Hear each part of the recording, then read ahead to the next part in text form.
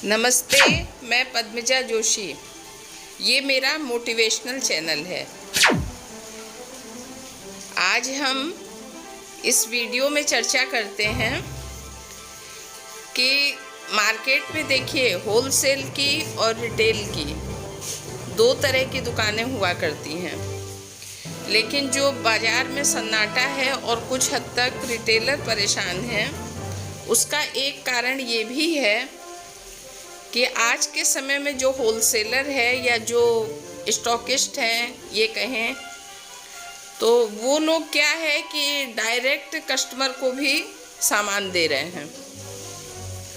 तो उससे ये फ़र्क पड़ रहा है कि जो कस्टमर है वो फुटकर दुकानदार के पास न पहुंच करके वो भी सीधे उन्हीं लोगों के पास जाता है, और जिस रेट पे वो होलसेलर हैं वो रिटेलर को सामान देते हैं, उसी रेट पे आम कस्टमर को दे देते हैं।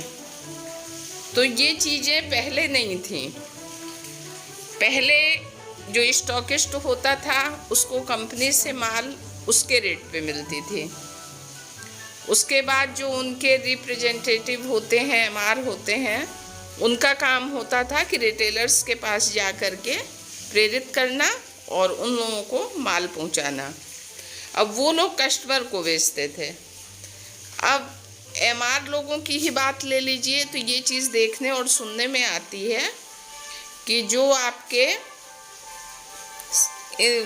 ये होते हैं एमआर, इनको अपना कंपनी का टारगेट पूरा करना होता है और तभी इनको सैलरी मिलती है या इंक्रीमेंट होता है, जो भी इनका प्रोसेस होता होगा।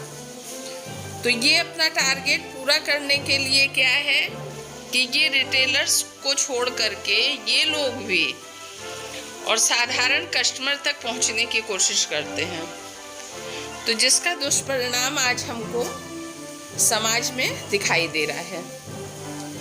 और इन चीज़ों के लिए मुझे लगता है कि सरकार को कड़े कदम उठाने चाहिए कि जो होलसेलर है वो अपना मार्जिन ले।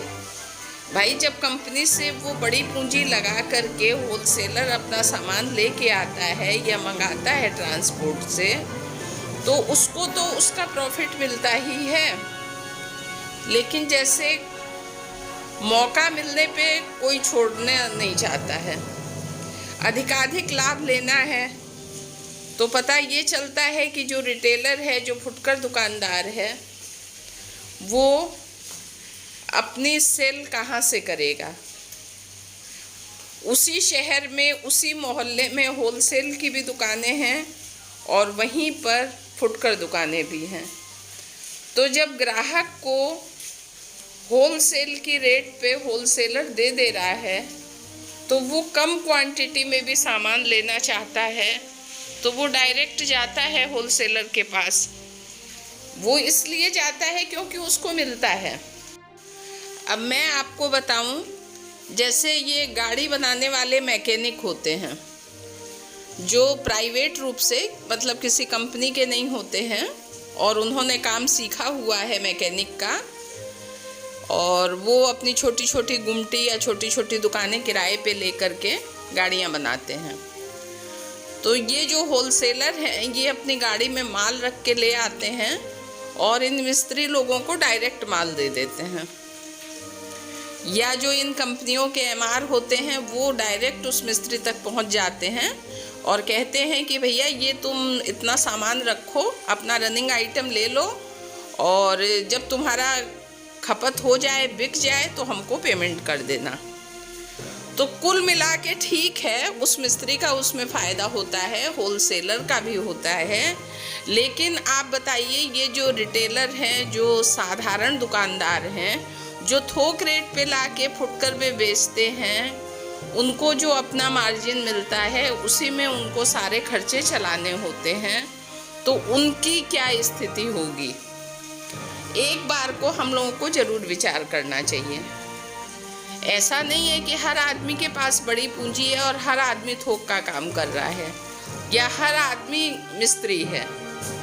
कुछ लोगों का तो फ़ायदा दिख रहा है, लेकिन जो आम आदमी है वो तो परेशान है।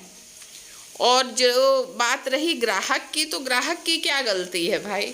अगर उसको कहीं भी 10 कदम आगे जाने पे या 10 कदम पहले ही अगर उसको ग्राहक को, जो साधारण ग्राहक है, आम आदमी है, अगर थोड़े कम रेट में सामान मिल रहा है तो वो क्यों नहीं जाएगा। तो ये सब चीज़ें थोड़ी सी अव्यवस्था फैलती हुई समाज में दिखाई दे रही है, और इसका नुकसान बस जिसे होता है वो उस चीज़ को समझता है। Okay, thank you. कृपया मेरे चैनल को सब्सक्राइब कीजिए और बेल आइकन को प्रेस कर दीजिए। Thank you.